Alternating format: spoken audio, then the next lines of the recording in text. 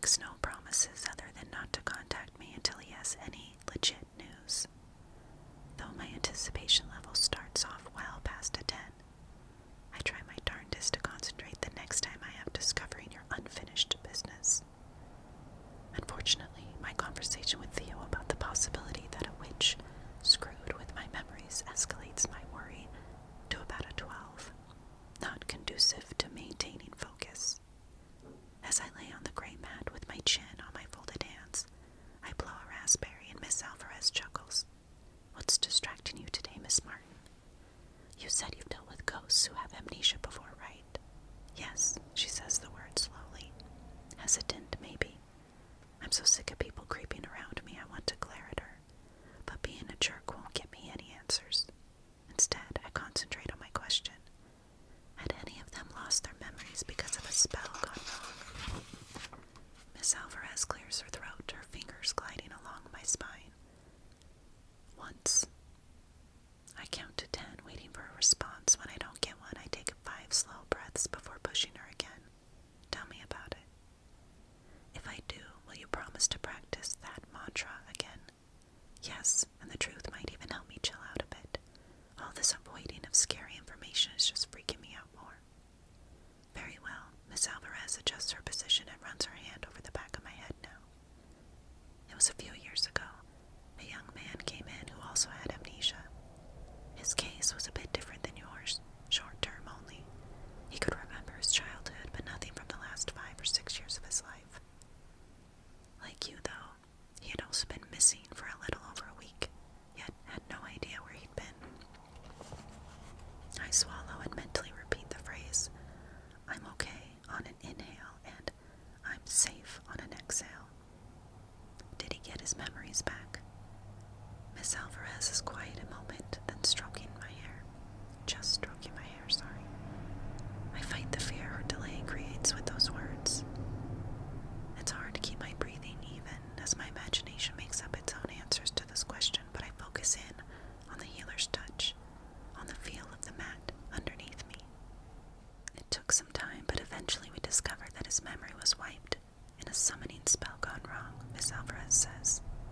Bits of his life came back to him after that, though, I will be honest, he still struggled with short-term memories until he passed on. Peacefully? Thankfully, yes. I breathe out a sigh, but can't quite release the tension in my jaw, not after all her hesitation in telling me that story. There could be a million reasons why Miss Alvarez had a hard time sharing. Maybe she'd been close to this former student, or maybe the memories he'd finally uncovered were super unpleasant. Either way, I work to rein in my speculations. Can you tell if my amnesia is related to magic gone wrong? Not yet. At this point, I can see the damage came from some form of trauma, and that trauma could be related to something of that nature, but I don't want to make a guess just yet. Miss Alvarez brushes the hair away from my neck and rests her palm against it. Give me a few more sessions, and don't worry, all anxiety will do is slow down our progress.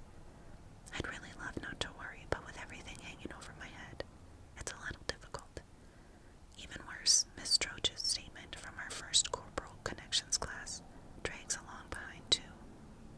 What in the realm of the dead did she mean by crossing over planes being a very specific phrase?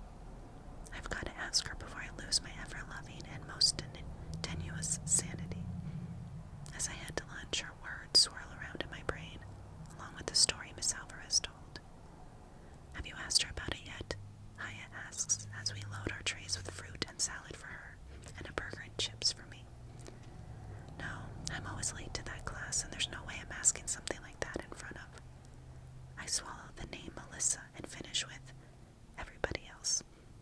Don't blame you, but maybe you can get there before class tomorrow, if you snarf. I chuckle, plop into my seat, and take a massive bite of my burger. You are a wise, wise woman, I say around a mouthful. I'm lucky to have you in my life, or afterlife, rather. Aya nods. Yes, you are. The next morning, I obey her orders. Stuffed full of all good breakfast proteins, I dump my tray and sprint for corporal contact before Rafe or Landon even enter the dining hall. The one I'm sad to miss, the other I couldn't care less about.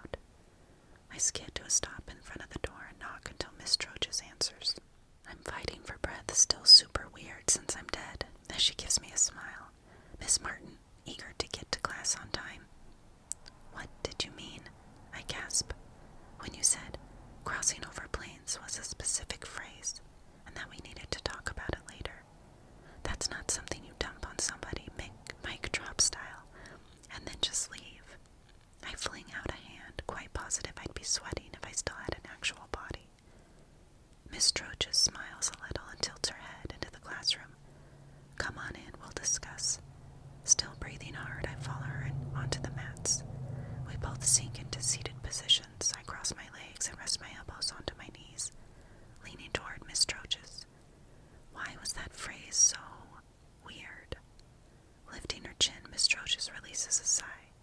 It isn't so much weird as it is specific. To a certain point, all witches with medium abilities would understand the concept that ghosts exist on a different plane than the living. But your phraseology was very unique to or rather to two specialized groups of mediums. One of these is what we generally call ghost guides. Like your new friend Theo, they aid ghosts in discovering their unfinished business. I sit up a little straighter. So maybe I was involved with someone like them before I died, well, and before I lost my gift. Still, that could be good. Very good, actually, with the many possibilities of who I could have been in life. This was definitely a positive one. Then again, Miss Troches did say there was another group that also would have used this phrase. One which might not be quite so positive. My shoulders slump a little. What was the other group? Miss Troches drops her gaze and looks back up at me. They are less than friendly, unfortunately. I swallow, but it gets stuck and I have to cough a little before I speak again. Who are they? Lips roll together, Miss Troches stares at me for way too long. So long my skin itches. Or my not skin. I try not to wriggle, but find myself tucking my hair behind an ear, recrossing my legs, and overall wishing I had some place to hide.